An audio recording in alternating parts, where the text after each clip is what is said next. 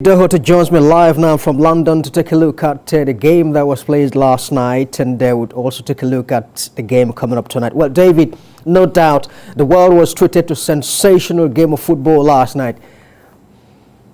Absolutely. Thank you very much for having me. We saw a game of two top countries in European scenes, coming up to show that football is such a beautiful game last night. I think we've seen. I think already we've seen the final. That was a very good game. All right. Well, David, Spain were very dominant in that game yesterday, no doubt at all, in terms of possession. Would you say that they paid the price for not having the cutting edge in front of goal?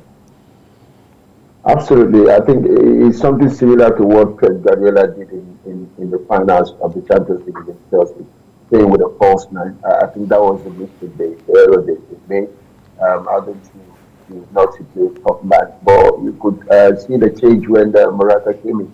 When the top man came in, you could be running down the flanks, trying to play through lines, behind the defenders, and they actually produced the goal they scored. I think the mistake was from the manager from starting a false nine. But take nothing away from the Italians. They were very strong. They were determined.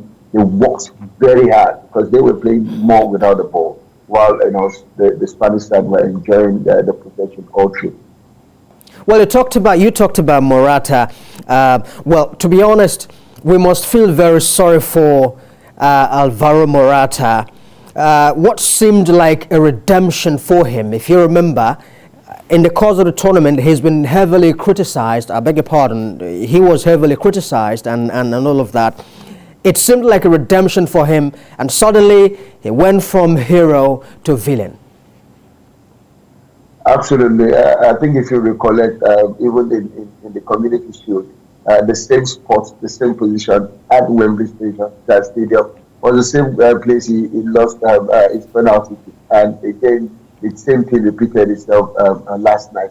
I think one would think, why would that happen to him again? But like I said, the Italians deserve it. They've been the favourites from the start of this whole tournament, and they really worked hard for it. 120 minutes in two double-head games. The last time was 120 minutes, and again last night was another 120 minutes for them to get to the final. I think it's such a wonderful one for them. Well, Italy are unbeaten in 33 games, and in the course of the tournament, they have won all of them until this point. They haven't held this title since 1968. David, will this be their time? Yeah.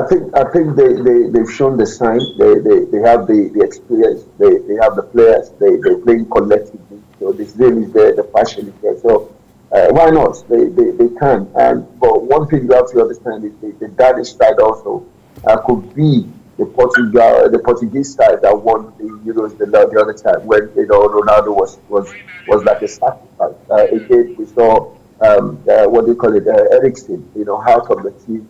Could this be their own time as well? So it's another dicey one for that we might see a surprise springing up. But I still think Italy is the favorite.